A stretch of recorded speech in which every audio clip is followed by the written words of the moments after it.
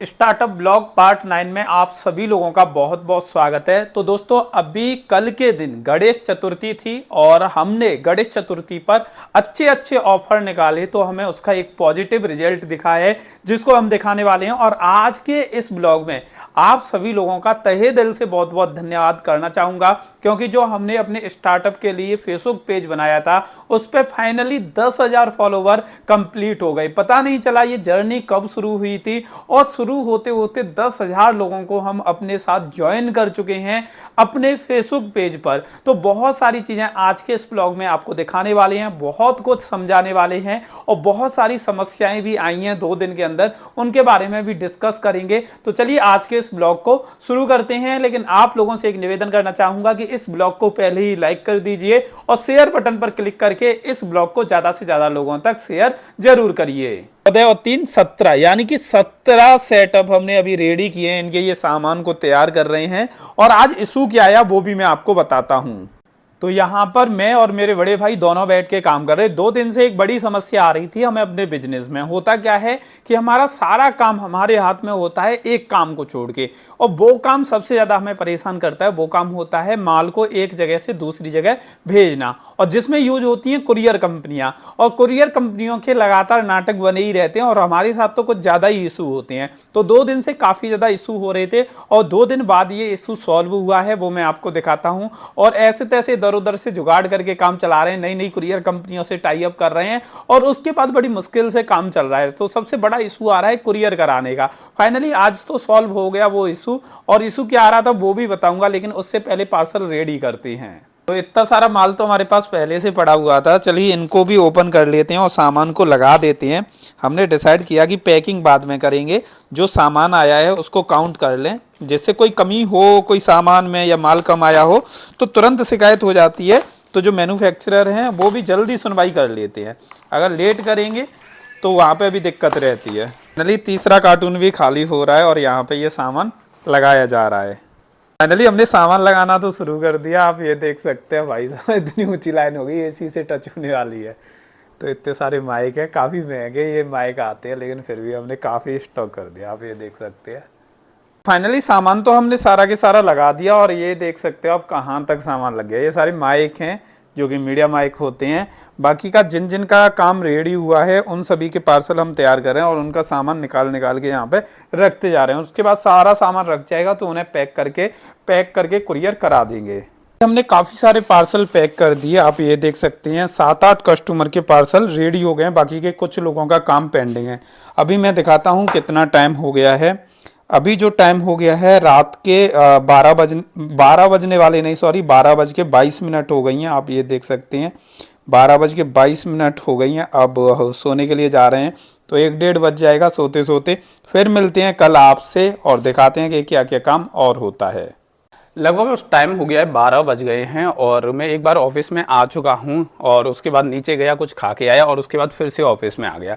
तो ऑफिस की हालत कुछ ऐसी है, मैं एक बार दिखा देता हूं आपको। तो 12:30-1 बजे के लगभग हम काम करके गए और उसके बाद ऑफिस की हालत कुछ ऐसी होके रखी है। आप ये देख सकते हैं चारों तरफ कबाड़ा फैला हुआ है। तो यही दिक्कत होती है जब स्टार्टअप होता है, बड़ी टीम नहीं होती, खुद ही सारे काम को संभालते हैं, तो इस तरह की हालत होती है। लेकिन कस्टमर को जो मिलता है वो प्रॉपर मिलता है। कस्टमर को कभी भी ये चीज़ नहीं दिखती जो पीछे होती है, उनके सामने फ्रंट में जो चीज़ें मिलती हैं वो प्रॉपर इस तरीके से पैक होके जाती हैं। आप ये देख सकते हैं। इसके अलावा और भी जो सामान प्रॉपर पैक होके जा रहा है, एक्यूरेट साफ सफाई के साथ उनको सामान मिलता है। देख सकते हो जैसे ये ID कार्ड है, उनको ये चीज़ फील नहीं होती कभी भी कि हमें ये माइक ID है, और देख सकते हो एकदम क्वालिटी वाली चीज़ मिलती है। तो उनको पता नहीं चलता कि इस सफाई के पीछे भी इतनी गंदगी का हाथ होता है।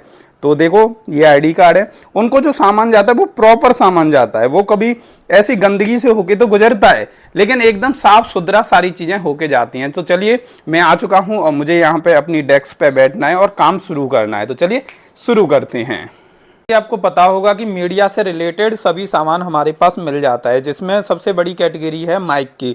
तो हर तरह के माइक हमारे पास मिल जाते हैं, लेकिन उसके अलावा आप हमसे अपनी माइक ID प्रिंट करा सकते हैं। इस तरीके से आप अपना लोगो हमें भेज सकते हैं और अपनी माइक ID को प्रिंट करा सकते हैं। आप ये देख सकते हैं इतनी सारी माइक आईडी हमने प्रिंट की है। इन लोगों ने अपने लोगो भेजे हुए हैं या हमसे लोगो डिजाइन करवाए हैं और उसके बाद हमने इनका लोगो इनकी माइक आईडी पर प्रिंट कर दिया है। आप ये देख सकते हैं। तो बहुत सारे लोगो हैं, बहुत सारी माइक आईडी हमने प्रिंट की हुई हैं अलग अलग डिजाइन में, अलग अलग कलर में। जैसे आप ये देख सकते हैं ये येलो कलर में था तो इनकी माइक आईडी भी हमने येलो दे के रखी है। इसके अलावा आप ये देख सकते हैं कि आप अपने आईडी कार्ड बनवा सकते हैं, अपनी टी शर्ट बनवा सकते हैं। इसके अलावा आप ये देख सकते हैं गाड़ी पर लगाने के लिए स्टिकर्स की सीट आप हमसे मंगा सकते हैं। गाड़ी पर लगाने के लिए ये सीट काम आती हैं। इसके अलावा आपको वायर वाले माइक चाहिए तो वो मिल जाएंगे, आपको फॉर्म चाहिए तो वो मिल जाएंगी।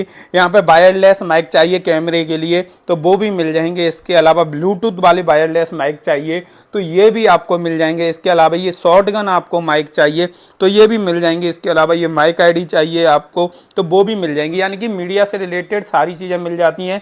इसके अलावा आपको अपने न्यूज़ चैनल का रजिस्ट्रेशन करवाना है, जिसे आप सोशल मीडिया पर चला रहे हो तो वो भी हो जाएगा। लास्ट के कुछ दिनों में काम इतना ज्यादा बढ़ गया कि हमें रात तक 1-1 बजे तक मेहनत करनी पड़ी और उसकी वजह से थोड़ी सी तबीयत डाउन हो गई, तबीयत खराब हो गई। और वन मैन आर्मी वाला बिजनेस हमेशा जब संकट में आ जाता है, जब एक इंसान काम करने वाला हो और उसके बाद सारी चीजें उनके ऊपर डिपेंड हो। दूसरे भी लोग हैं वैसे काम करने वाले, लेकिन डिपेंडेंसी एक पे ही है। तो मैं सोच रहा हूं कि इस बिजनेस को इस तरीके से मॉड्यूल करें जिससे इसमें ट्रांसपेरेंसी आए और मेरी गद्दी पे मैं ना हूं तो दूसरा बंदा भी बैठ के उस गद्दी को चला सके। तो इस तरह की चीजें करने की कोशिश की जा रही हैं। लेकिन आज मैं आपको दिखाने वाला हूं कि हमने एक नया प्रोडक्ट ऐड किया है अपने प्लान में, वो मैं आपको आज के इस ब्लॉग में दिखाता हूं। पहले मैं ऑफिस की हालत दिखा देता हूं। ये हमारा बेड है, रेस्ट करने के लिए हमने ये बेड खरीदा था और कभी रेस्ट तो कर ही नहीं पाते क्योंकि इस पे कुछ ना कुछ सामान फैला ही रहता है, कभी क्लाइंट का फैला रहता है, कभी किसी का। ये टेबल थी, उधर लैपटॉप रखा रहता है, लेकिन ये टेबल पे भी माल निकला ही पड़ा रहता है हर समय। और नीचे भी हालत कुछ इस तरह की होके रखी है। आप देखिए कहीं कुछ पड़ा है, कहीं कुछ पड़ा है, हालत बहुत खराब है।